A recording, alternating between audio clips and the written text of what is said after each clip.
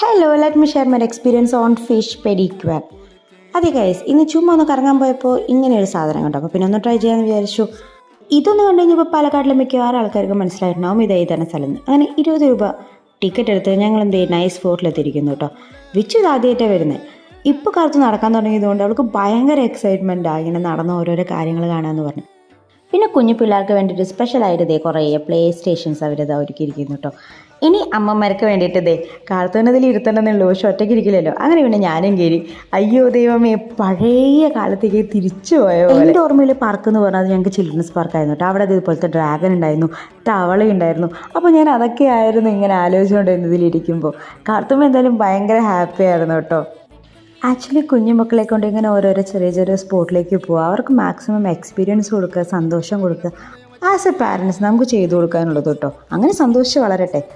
പിന്നെ ഞങ്ങൾ നടന്നുകൊണ്ടിരിക്കുന്ന സമയത്താണ് അവിടെ മസാജ് വേണ്ടത്. അപ്പോൾ വിച്ചുവിന് എവിടെയും ഇല്ലാത്ത ദേഹം വേദനയും ഇടുപ്പ് വേദനയും ഒക്കെ. അപ്പോൾ പിന്നെ അത് ട്രൈ ചെയ്യാൻ വേണ്ടിയിട്ട് അങ്ങോട്ട് കയറി കേട്ടോ. 15 മിനിറ്റിന് $100. പിന്നെ ഞാൻ ലേശം കൗതുകവും കൂടുതലായതുകൊണ്ട് ഞാനും ഫിഷ് പെഡിക്യൂർ അങ്ങോട്ട് ട്രൈ ചെയ്തു. അപ്പോൾ ഇത്രയേ ഉള്ളൂ.